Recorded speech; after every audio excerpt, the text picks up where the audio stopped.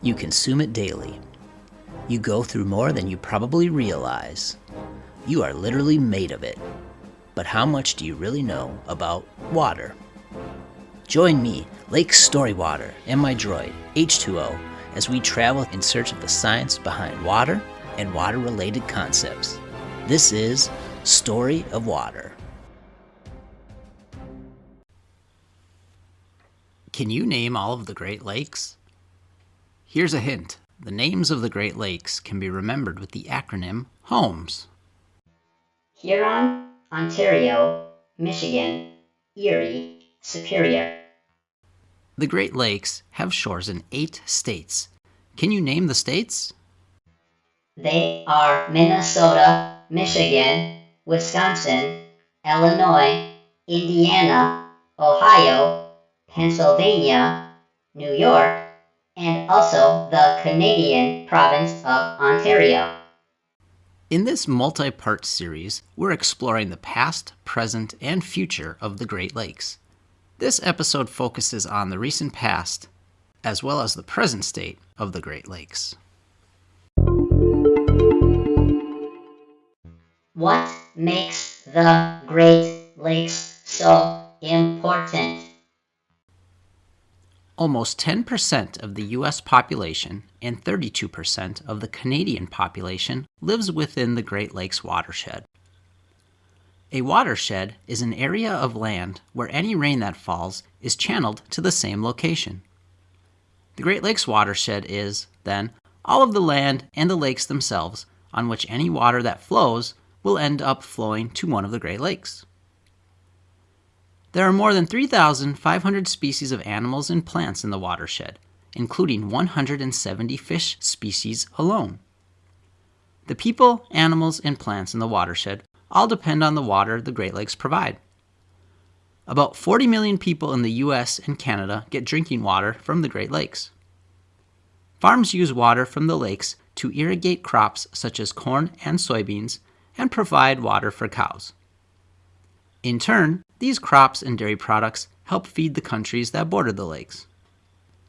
Another food product that comes from the lake is fish. Commercial fishermen catch about 100 million pounds of fish each year in the lakes. The lakes provide recreational opportunities from fishing to swimming to boating. Some cities are known for their lakefronts, others for their harbors and marinas, while still other areas offer sandy beaches. These features bring in tourists to towns and cities along the lakes, and tourists spend about $16 billion annually on water-related recreation around the Great Lakes. The lakes allow for efficient shipping of goods between the Midwest and the Atlantic Ocean. More than 200 million tons of cargo are moved through the Great Lakes each year, as many manufacturing industries are located along the lakes. Don't the lakes all have different elevations? That's true.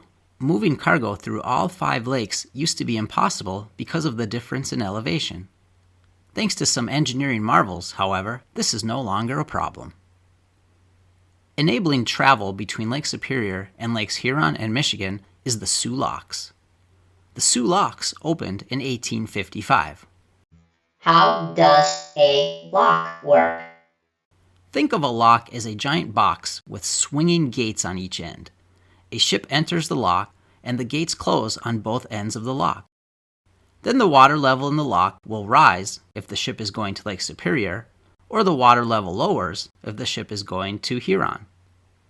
About 22 million gallons of water either fills or leaves the lock each time it is used. Once the water level reaches the same level as the lake the ship is heading to, the gates open and the ship leaves. About 10,000 ships use the Soo Locks each year. Niagara Falls causes a major problem between Lakes Erie and Ontario. 2 solutions were constructed in the 1820s. The first is the Erie Canal. It was built to connect the Great Lakes to the Atlantic Ocean by skipping Lake Ontario. It runs through New York east from Lake Erie to the Hudson River, which eventually empties into the Atlantic Ocean in New York Harbor. It is 363 miles long and opened in 1825. This canal is primarily used by recreational boaters now. The second is the Welland Canal. It was dug west of Niagara Falls in Canada to go around the falls. It opened in 1829. It consists of 8 locks that allow ships to bypass Niagara Falls. This canal is more for cargo ships.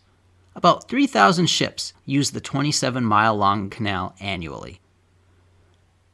Another engineering marvel on the Great Lakes is the Mackinac Bridge. The Mighty Mac, as it is known, is a 5-mile-long suspension bridge that crosses the Straits of Mackinac between Lake Michigan and Lake Huron. It was built in order to connect the 2 peninsulas of Michigan. Construction began in 1954 and was completed in 1957. It is the longest suspension bridge between anchorages in the Western Hemisphere.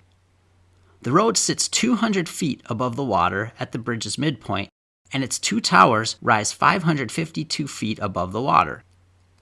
The total weight of the bridge is over 1 million tons. It takes 7 years to repaint the entire Mighty Mac, which must be done in order to prevent corrosion. I saw this on an episode of Dirty Jobs when host Mike Rowe joined a painting crew on the bridge. Over 11,000 vehicles cross the bridge each day, although for some people, the crossing brings out their gypherophobia, or fear of crossing bridges. This may stem from the design of the bridge. The center 2 lanes are open grid to reduce wind resistance. This means that as you drive over, you can actually see down into the water. I will admit it is a little nerve-wracking driving in these 2 lanes, but if you stay in the right lane, it may calm your nerves.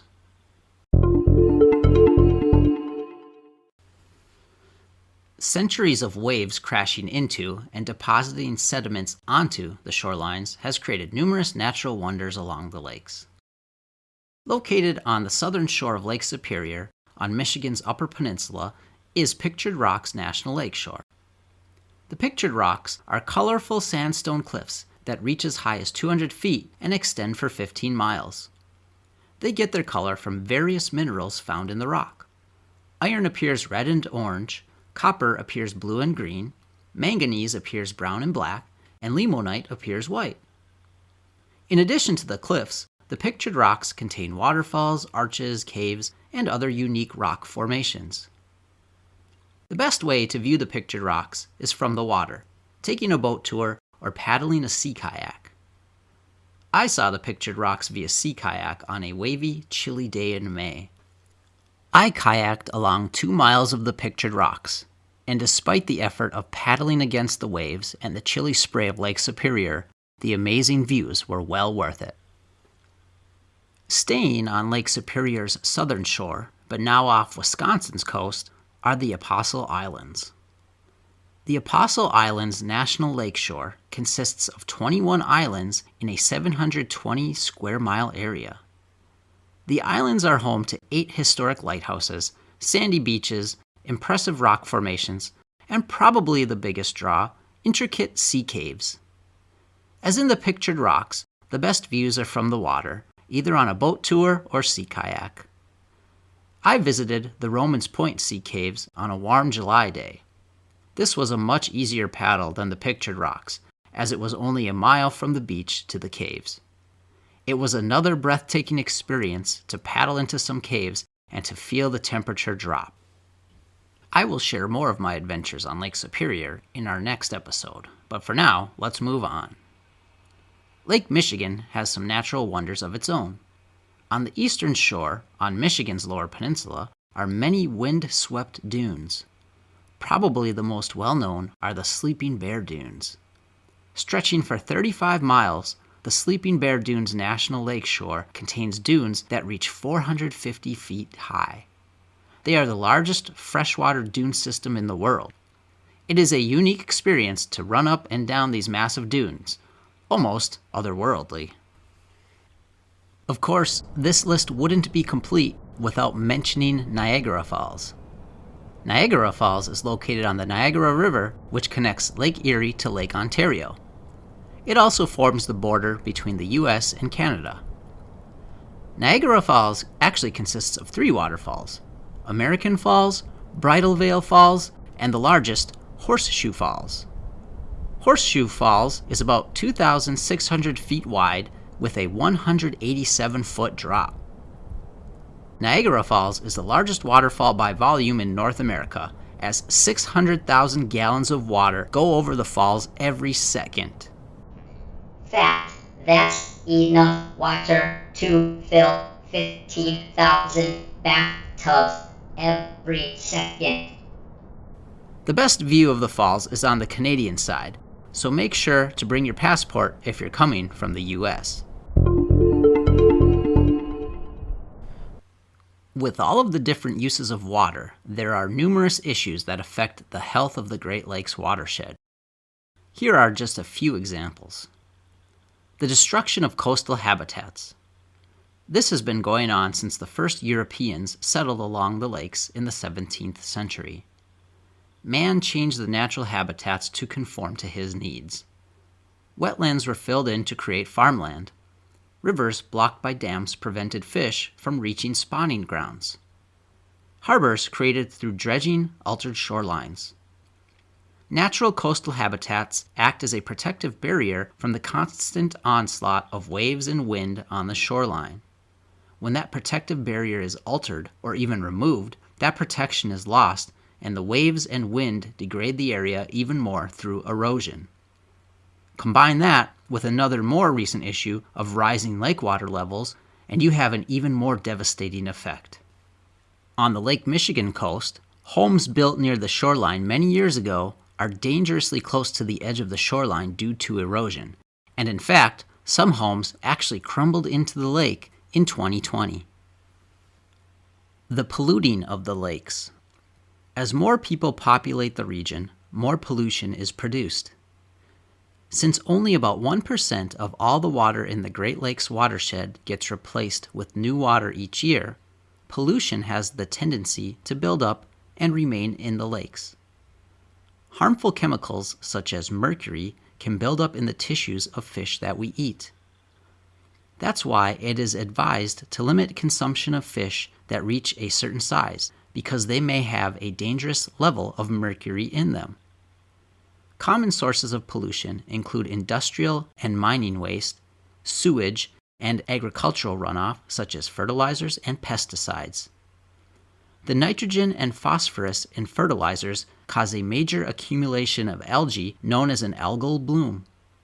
These algal blooms lead to the death of aquatic organisms by blocking sunlight from underwater plants and using up the oxygen that fish need. Algal blooms can also make the water unsafe to drink. Algal blooms in Lake Erie have actually been so large they have been photographed from space. The changing climate. With global temperatures rising, the lakes are not immune. Rising lake temperatures have the devastating effect of killing some organisms that can only survive at certain cooler temperatures. Warmer water holds less dissolved oxygen than cooler water, so some fish die from not getting enough oxygen in warmer water. Rising temperatures also mean less ice formation in the winter. This creates a vicious circle of warming. Less ice means more sunlight is absorbed and the water heats even more, meaning it will take longer for the lake to cool enough for ice to form the following year. Warming lakes can also lead to more favorable conditions for algal blooms, with an increase in more intense storms that lead to more surface runoff of fertilizers. Warming lakes also create more favorable conditions for invasive species. Invasive species are organisms that are introduced to an area that they don't naturally belong to. Invasive species tend to compete with native species for food and habitat. Unfortunately, this causes some species to go extinct in the Great Lakes. Let's talk about invasive species in another episode. Great idea! There is so much to know about invasive species, let's devote an entire future episode to that topic. Habitat destruction, pollution, climate change, and invasive species all contribute to a loss of biodiversity, or the variety of life in a certain area. A healthy ecosystem requires biodiversity, and without it, the water quality is greatly reduced. In order to help protect the Great Lakes, the US and Canada established the International Joint Commission in 1909. The IJC's role is to improve water quality and regulate water usage by approving projects that affect the waters of the Great Lakes, investigating issues, and recommending solutions. One of the issues that has been brought up recently is that of water rights. Who has rights to the water of the Great Lakes? According to the Great Lakes Compact of 2008, diversions of water outside of the Great Lakes watershed is not allowed, with a few exceptions. What constitutes being in the watershed? If part of your county is in it, does that mean the whole county has access? What about if your state is in it? Can the whole state access it then? The first question was put to the test when Waukesha, a city west of Milwaukee, Wisconsin, wanted to access water from Lake Michigan. While the city itself is not in the watershed, a small part of its county is in the watershed. It took 6 years to decide that the city was allowed to access the water. As climate change continues to be a problem, more disputes similar to this are likely. That brings us to the end of this second episode on the Great Lakes. Join us next time as we continue our exploration of the Great Lakes. Goodbye.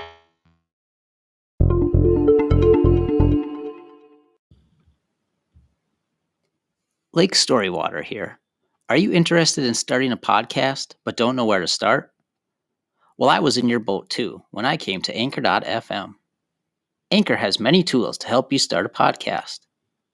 They help record and edit your podcast, they distribute your podcast, and they provide some opportunities to make money as well. And the best part is it's free. So try it today. Download the free Anchor app or go to Anchor.fm to get started.